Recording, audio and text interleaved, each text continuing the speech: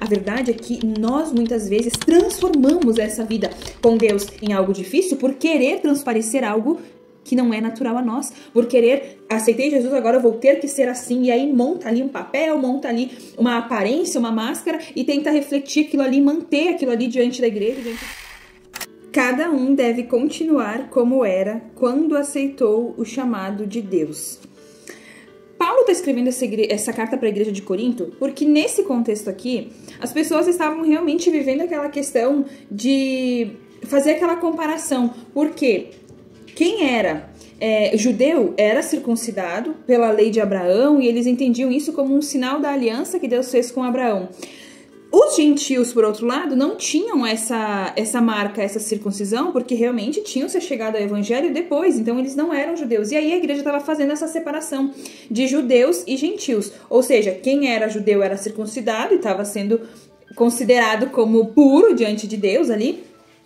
E os gentios estavam sendo considerados como impuros. Então Paulo chega, escreve essa carta e fala assim, cada um tem que continuar, aceite-se como está.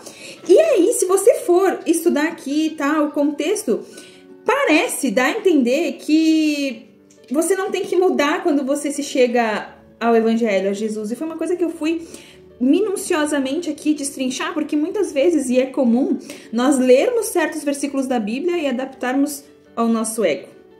Só que, na verdade, o que Paulo está querendo dizer aqui é que o que importa agora, depois de Jesus, depois do aceite ao chamado de Jesus, o que importa não são as marcas externas de quem você foi ou do que você é. O que importa agora é a transformação interna. Então, o que eles estavam focando aqui era apenas nas marcas que eram externas, na marca que era visível, que se tirasse ali a roupa era visível. E, na verdade, não. Paulo está mostrando aqui que o que importa depois que você aceita Jesus não é o que você fez ou o que você foi, é o que você passa a ser a partir do seu chamado. Então, o que importa realmente é obedecer aos mandamentos de Deus. Por quê?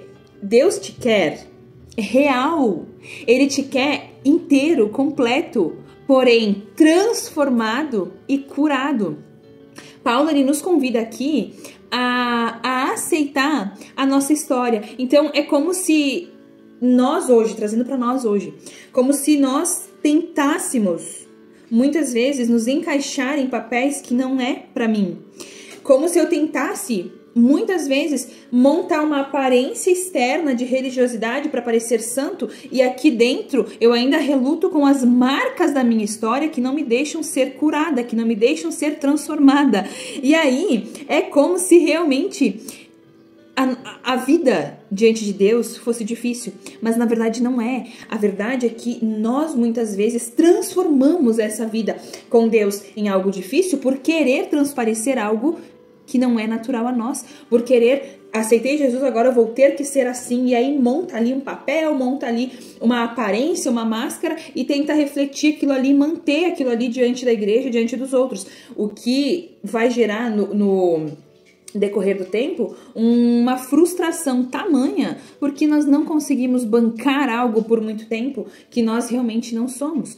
Por isso que a gente diz assim, fulano caiu, ciclano caiu, fulano fez isso, era tão santo. Muitas vezes, claro, a Bíblia fala, quem tá de pé cuide para não cair, mas muitas vezes são apenas máscaras, papéis que erguemos e não conseguimos sustentar por muito tempo. Paulo nos convidando a aceitar a nossa história, a entender que Deus usa a nossa história a nosso favor depois como testemunho. Então, ao invés de eu tentar maquiar, transformar, esconder a minha história de quem eu fui, eu devo sim permanecer naquilo que eu fui chamado, entendendo quem eu sou e que Deus me ama por quem Ele é e não por quem eu sou, e permitir que Deus faça essa transformação de consciência do nosso valor, e aí sim nós conseguimos viver de forma madura emocionalmente e livres, porque entendemos que podemos ser quem nós somos em Cristo, e que muito além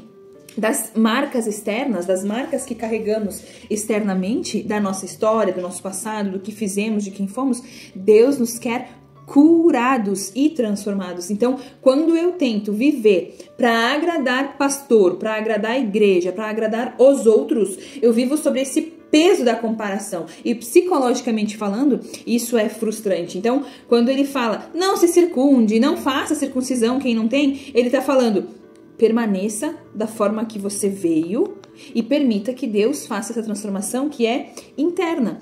Permaneça na vocação em que você foi chamado. E quando eu entendi isso, agora falando algo sobre mim, algo particular, quando eu entendi isso, eu saí daquela Patrícia que era irreal, que era montada para uma religiosidade, para a Patrícia que eu sou hoje. Se você, eu não sei se você caiu aqui de paraquedas, mas se você me conhecesse antes do meu passado frustrado, do divórcio, das drogas, você ia conhecer uma Patrícia religiosa. Depois que realmente eu entendi o meu valor diante de Deus, eu sou outra Patrícia. Realmente, eu parei de tentar apagar aquilo que por um tempo me escravizou e eu realmente usei isso como forma de adorar a Deus e permitir crescer, permitir que Deus me ajudasse a crescer nesse processo de transformação. E aí, isso é algo que incomoda algumas pessoas. A minha forma de cantar, a minha forma de adorar, a minha forma de dançar, de pular, de reagir, a minha forma de me vestir, a minha forma de ser aquilo que eu sou, a minha forma de adorar a Deus de uma forma espontânea, sabe? De uma forma eufórica, de realmente entregar aquilo que eu tenho, de realmente usar todos os meus dons para Deus. Quando eu parei de querer segurar, reprimir por vergonha do outro, por achar, assim, pensar o que o outro vai achar de mim, eu realmente consegui me entregar por completo para Deus. E é isso que muitas vezes falta na nossa adoração, nós sermos completos. Tem um louvor que a primeira vez que eu ouvi eu nunca mais esqueci, que o trechinho dele fala mais ou menos assim, deixa eu adorar a Deus porque só eu sei o que ele fez por mim. Agora eu não lembro, acho que é do Leandro Borges. Só eu sei o que Deus fez por mim, então não me questiona, não questiona a forma que eu adoro a Deus. Eu adoro assim porque lá no fundo, quando eu tava no fundo do poço, só ele sabe o que ele fez por mim, o que eu passei. Então hoje, eu adorar dessa forma, só ele sabe também o porquê. E é devido a isso que a minha adoração a ele é diferente da sua, que é diferente do outro, que é diferente do outro, que é diferente do outro. Quando você amadurece emocionalmente, racionalmente e espiritualmente, você aprende a parar de julgar o outro pela história dele, você aprende a parar de julgar o outro e querer comparar, mas eu tenho isso, você tem aquilo, mas eu sou assim, você é assim, mas eu vim assim, eu vim aquilo, mas eu vivi isso, eu vivi... Você para de julgar o outro e passa a examinar a si mesmo, como Paulo também vai falar mais adiante. Examine-se o homem a si mesmo. Quando você cresce espiritualmente, você para de olhar o outro com um olhar de julgamento e todo o seu olhar, todo o seu dedinho julgador passa a vir para você. E aí você passa a se analisar como você adora, como você se veste, qual é a sua rotina com Deus, quanto você tem que melhorar, qual é o seu nível de intimidade, como você adora, como você ministra, como você cultua. Você examina-se a si mesmo.